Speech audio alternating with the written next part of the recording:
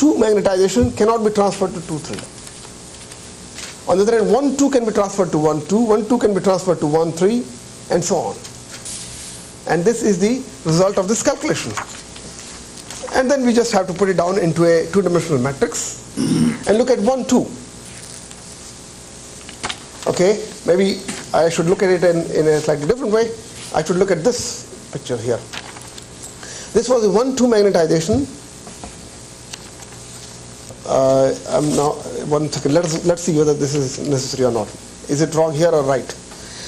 Okay, this is 1, 2 to 1, 2 transfer.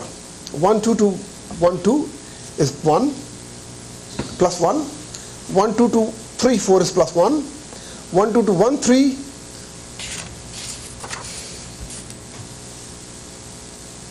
Okay, I have made, there is a mistake in my picture and I have corrected it, but I corrected the wrong one, I think.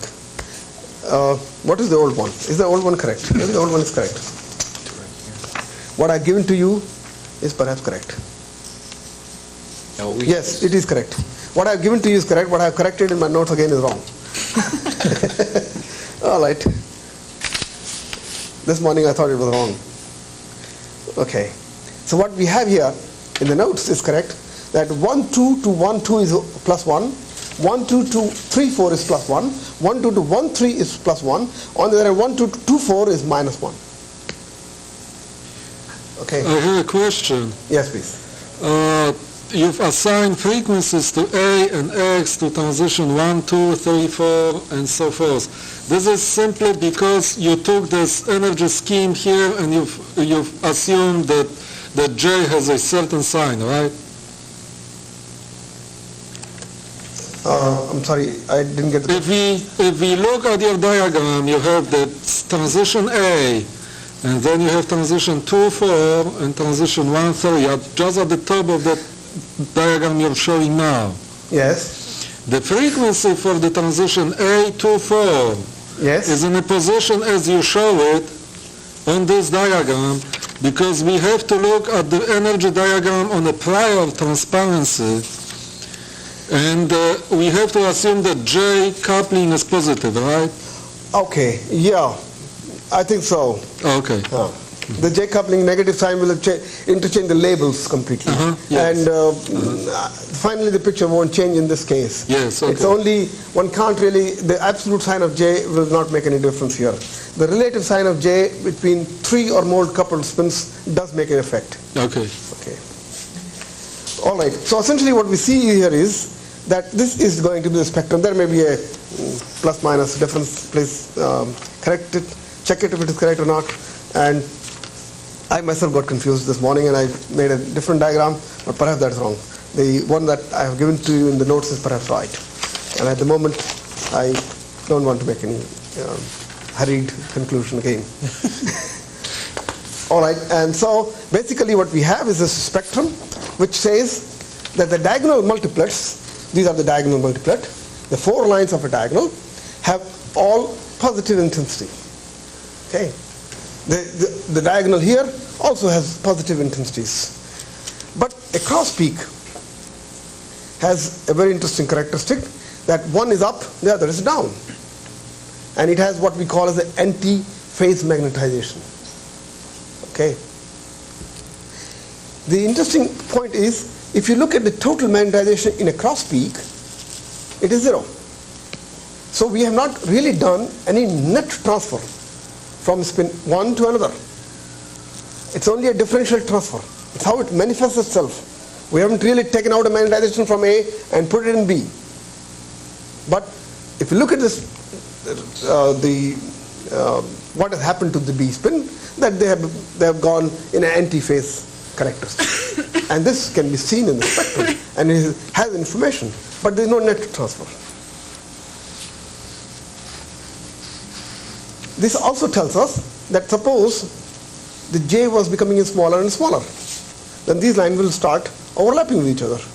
And similarly on this side, and will, for very small J, will disappear. Therefore, the J, the coupling, is a necessary requirement for this transfer. In other words, we will have transfer from a spin 1 to another only when they are coupled. not otherwise. Okay, and that is a very important point here. That reinforces our thinking that the transfer is taking place through a J coupling. In this picture, we see that the plus and the minus omega 1 intensities of diagonal peaks are identical, have a plus plus sign. Therefore, they would be in what we call as absorptive mode. On the other hand, in the cross peak, you say they have opposite sign here. If this is positive, this is negative, and therefore they will be dispersive. This is what we learned about absorptive and dispersive characteristics, and I have made this statement here again, that the diagonal peaks ZKL Mn is equal to plus times ZKL Nm, and therefore they are absorptive. On the cross peaks have a characteristic ZKL Mn is minus ZKL Nm, and therefore they are dispersing. But we did do a different experiment, or we do a YY-X detection or YX-Y detection, then it will be opposite. That means the diagonal peaks will be dispersive and absorptive, and cross peaks will be absorptive. So this density matrix method gives us a right result, tedious a little bit, but gives us the right result. And in fact, also it is also applicable to strongly coupled spins, as we will see. One problem with this density matrix method is we really don't see where did the transfer of magnetization took place. At what point? We just get a result at the end of it, and we look at the result in detail and see, yes, there is a transfer taking place. It has happened. But we don't really get a very good feeling for the transfer. There is this, few years ago, people then said, oh, this density matrix method can be broken down into a simpler way of looking at it, and it's called the product operator method. We will do the formal treatment of product operator method later on in another full lecture, but one can really think of it in a very simple way, and I would like to present how to look at this transfer through the help of the product operator method. It is possible to still follow the magnetization as if it's a vector diagram, but little more accurately through the help of Ix, Iy, Iz operators. And it is quite simple. The good thing about the product operator method is it gives us very good physical insight into what's happening, and we really see the transfer taking place. Okay, and we can say what is happening at that time. The one limitation of it is that it is only applicable to weakly coupled spin systems. So you will have to, there's a couple of people have given out methods, product operator methods for strongly coupled, but they're very complicated. I don't think one would like to do that. It seems easier to write a computer program finally. Okay, let's see what's happening, and it's not difficult. What is let us look at the spin A magnetization before we start the experiment. Okay, it is IZA.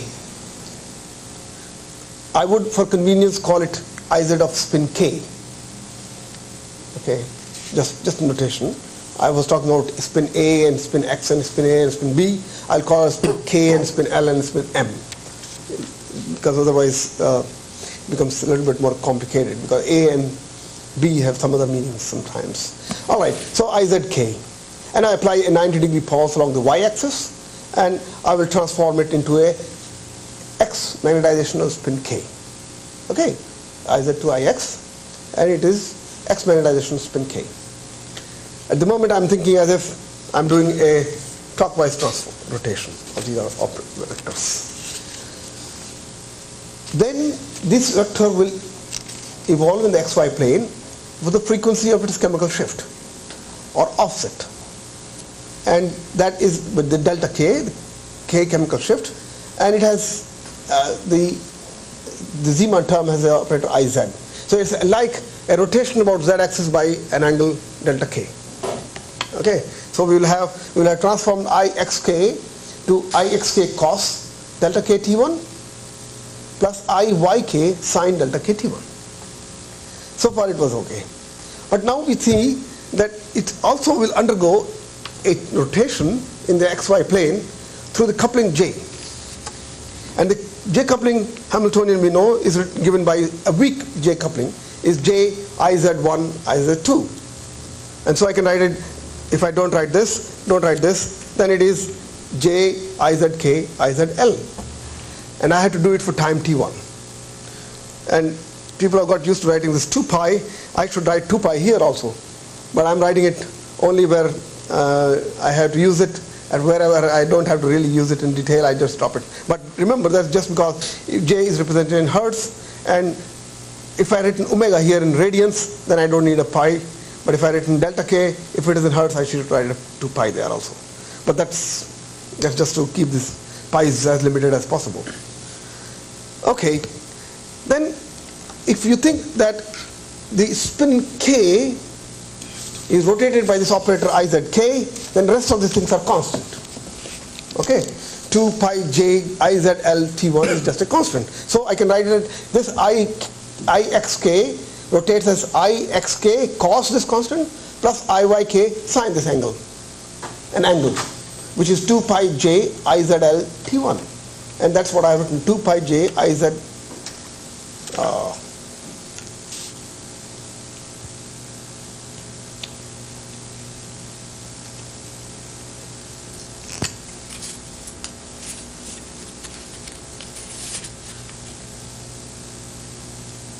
Okay, that izk is the operator which rotates. It is not to be there inside. Its angle is only given by the other part of it. Okay, please rub it off.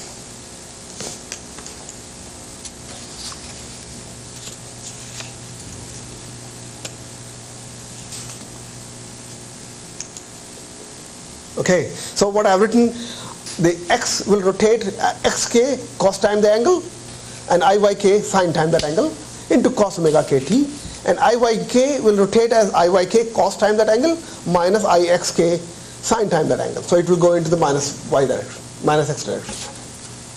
The y component will go like this, the x component will come like this. Okay, and this is the angle by which I have rotated, minus this, minus the, and this is the angle of rotation.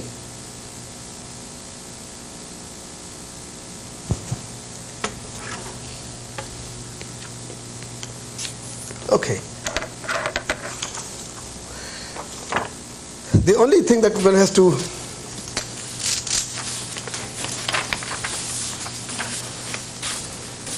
please note, there is a mistake here in the notes, and it should be ixk, and similarly there is a mistake later, and you correct that when I come to it. The only algebra that I need to know for doing product operator formalism is just this statement here. That's all. It's rather straightforward to prove that cosine twice pi j izl t1 for spin halves is equal to twice izl square cos pi j t1, and just simply cos pi j t1. Okay, you can expand that and see it. Well, you try to do the sine, you get it twice izl outside. Okay, so if I don't look at the intermediate step, the answer is that cosine twice pi j iz t1 is cos pi j t1, and sine 2 pi j izl t1 is twice izl sine pi j t1 for spin half only. Okay, and this is what we're going to use. And as soon as we put it into it, it becomes interesting. All right. Okay, so what we had before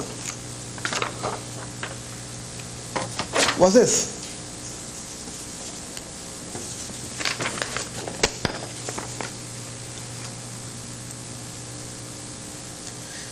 Ixk cosine this thing, so this becomes cosine pi j t1.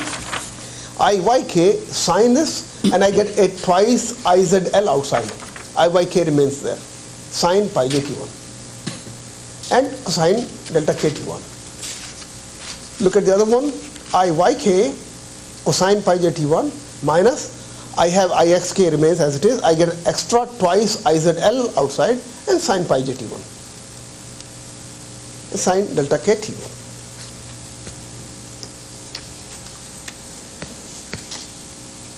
Okay. At this point, we apply, suppose, a 90-degree x pulse. We apply a 90-degree pulse. A x pulse on x direction of the k magnetization does nothing, so it remains Ixk. If I have a,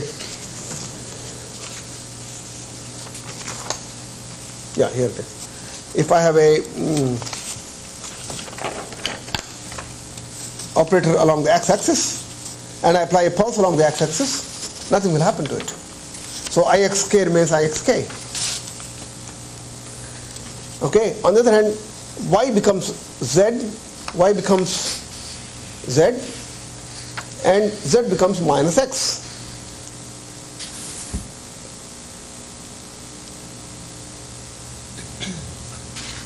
Oh, sorry, I'm applying a pulse along x-axis, so z becomes minus y.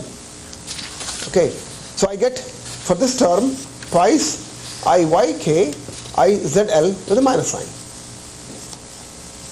Cosine that, rest is the same. For this term, I get Iy rotated about x becomes a z, x rotated about x remains a x, z rotated about x becomes a y, and so I get this term. And this is the result.